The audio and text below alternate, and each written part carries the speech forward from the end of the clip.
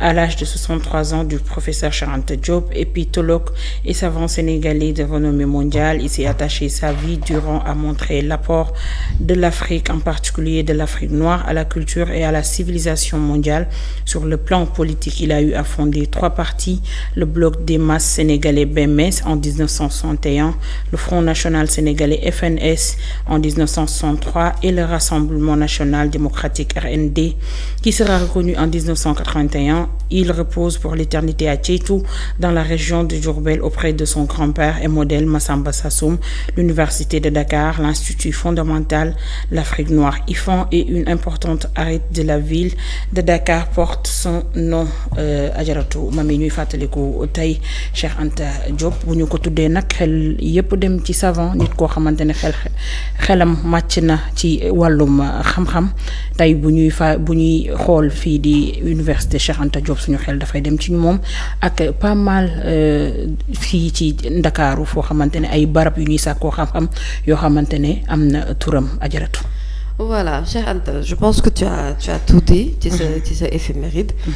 Cet homme-là mérite d'être connu pour ñi nga xam ne xamuñu ko. Jar na itam ñu gëstu ko. Xam nga parfois sax dama koy wax léeg-léeg étudiants yi nga xam ne ñoo nekk ca Temple du Savoir Université Cheikh Anta Diop bu Ndakaar ñu xam université ba histoire ba lu ko wundu xam ki ñu ko tuddee itam mooy kan. dafa am solo pour la transmission du savoir. Mais également pour que justement le feu de Cheikh Anta Diop ne s'éteigne jamais. Ndax dafay nit ko xam ne c'est un savant macha allah koo xam ne def na itam lu bëri référence la ba tey. ci ñi nga xam ne non seulement ce sont des historiens mais parfois itam ci ay kàddoom day mel ni la muy wax la mu daan wax dafa nduru dëgg-dëgg ak li ñuy dund tey. Donc loolu moo tax ci bés buy faaw ñu fàttaliku ko moom Cheikh Anta Diop. di ñaan nag gone yëpp ñu gën a gëstu ñi nga xam ne ñoom ñooy Cheikh Anta Diop mais également nos politiques. ñu gën a gëstu si ki nga xam ne moom mooy Cheikh Anta Diop li nga xam ne jot na ko fi def jot ko fi liggéey également jot ko fi bàyyi ci ay bind jot ko fi bàyyi également ci ay paroles yoo xamante ne c'est des paroles très très sages ci combat am de tous les jours nga xam ne moo nekkoon dëgg-dëgg li nga xam ne moom mooy sunu moomeelu bopp ñu mën koo téyel sunu bopp bañ koo dénkaane ji keneen. Donc ci waxtu wi ñu toll nii waxtu wi dafa jot itam ngir ñu dellu si waat ci li nga xam ne moom mooy fondamentaux yi nga xam ne daanaka bokk na ci nit ñi ko tracé ba noppi moom Cheikh Anta Diop. Donc ci bés bi ñu di ko màggal gu baax a baax. te dañu war di ko màggal tous les jours ñu bañ di ko fàtte également ci li nga xam ne mooy sunu dundinu tous les jours. parce que référence la. et Cheikh Anta Diop gëm naa ni néew ma yàlla du ñu mayati ku mel ni moom waaye du yomb.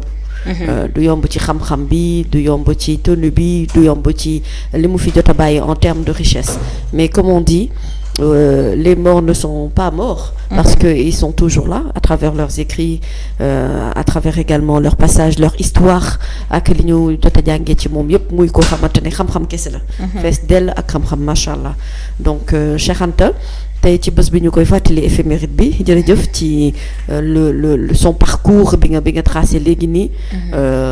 Et également voilà na ci ñëpp roy te nit ñu ko téyel suñu bopp ndax suñu alalu bopp la. Voilà donc Cheikh Anta Diop. jërëjëf pour ce rappel et dorénavant ci éphéméride wu bés bi itam dee ci boole sama divorce bi ak Cheikh Tidiane ok.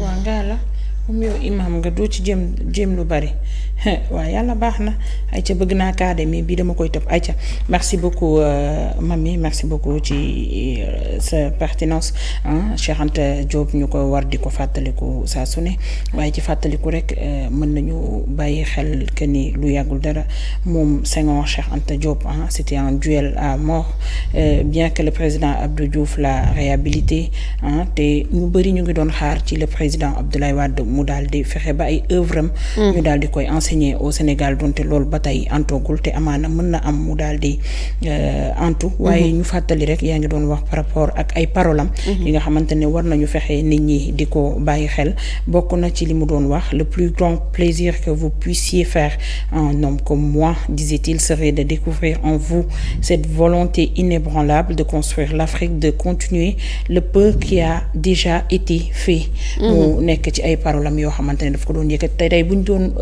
saytu wala ñuy xoolaat pas mal de paroles yi nga xamante ne moom wax na ko parce que c'est un savant. day wax nit ñi di ci jàng di wax pour nit ñi di mën a gëstu di xam lan mooy seen njariñ ci seen réew ak lan lañ mën a apporter ci seen peuple ñu koy fàttaliku bu baax a baax ci li mam mi wax rek loolu lu ñu war di def tout le temps la parce que ay nit yu mel ni Cheikh Anta Diop waruñu bàyyi ñu nax saay ba génération bi nga xamante ne ñoo war a ñëw di dem ba duñ leen xam heureusement ba l'université Cheikh Anta Diop est là. même bu fekkee mën nañu ko am na ñoo xam ne dinañ fàtte li nga xamante ne jot na ko wax waaye saa yu ñu demee ci université Cheikh Anta Diop bërëb bi nga xamante ne dañ fay jàngale ci njàngale mu kawe mi suñu xel day daal di dem ci ñoom aja ñu dem ci sommaire bi wala tey ñu def lu ñu neex. mën nañ def lu ñu neex di àdduna amul solo de dama la bëggoon a yokkal rek. ay gis nga na bu su fekkonte ne mënoon nañu. également ñaan ñi nga xam ne ñooy ñi yore wàllum éducation bi xam nga. Léopold Senghor dañ ñu ko jàngal. dañ ñu ko jàngal école jàngal ñu ay poème am jàngal ñu poésie jàngal ñu l'homme littéraire.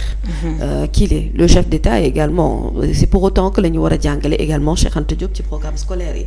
c'est hyper important que ñu bañ ko juste fleurer rek jàll. mais ñu inclure que vraiment dans le système éducatif. Absolument. Parce que même lu jëm ci wàllum jàngale gi je pense que moom il a donné beaucoup de cours. Dans ce sens-là et ne serait-ce que justement expression bi nga xamante ne wax nga ko léegi nii rek doy na jàngat.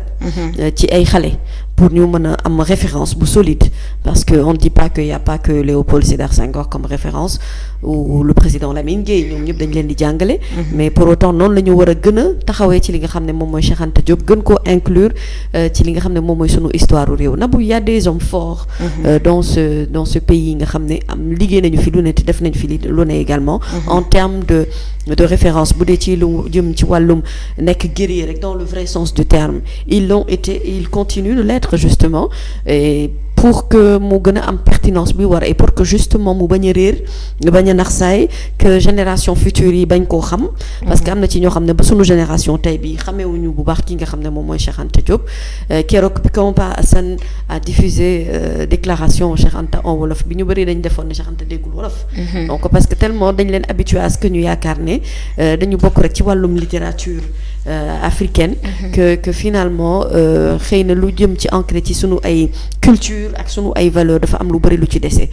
donc loolu rek preuve la pour que ñu xam ne il ne suffit pas tout simplement turam ñu jox ko université bu mag bi. waaye faaw ñu jàngale ba xam Cheikh Anta moom mooy kan. te loolu ñu tàmbale ko dès le bas âge balaa ñuy wàlli dem ba ci ñi nga xamante ne ñoom ñooy âge bi gën dëgër gi mais en tout cas dans tous les cas. xale yi ak génération yi ci topp war nañu xam kan mooy Cheikh Anta Diop et dans le vrai sens du terme. pour que ñu mën cee jëriñu bu baax a baax ndax exemple la référence la je pense que bu ñu wéeroo ci moom rek am na lu bari loo xam ne du ñu ko réeree mbir maanaam ci sunu dundin te dafa am benn maanaam pas-pas boo xamante ne daf koy yokk ci sunu giirub dund. lu war a mën a tax kon Cheikh Anta warul nekk une page fermée. de l'histoire sénégalaise. donc nañ ko gën a inclure ci programme scolaire bi am na solo moo gën ñu ñuy jàngal ñoom Descartes ak ñoom Platon. jërëjëf merci beaucoup ak ñoom Victor Hugo ak ñoom Sène ak ñoom Molière. wallaay donc Cheikh Anta nañ ko ci del nañ ko ci te li ñuy wax ñoom ñëpp ñoom Molière ak ñoom Sène la ñuy wax yëpp concerné wul Afrique. ñoom seen yoon newul ci ñun. ñoom seen mbiri bopp rek. loolooy dëgg kii nee na ñiy laajte soose doo leen tontu. Socé Ndiaye dafa nekk Gossas donc ñëwagul Socé nag dafa am lu ko tënk Gossas. te li ko fa tënk itam jàmm la rek mais dañuy ñaan jàmm gi gën a yokk comme ça mu gaaw a dellu si waat. voilà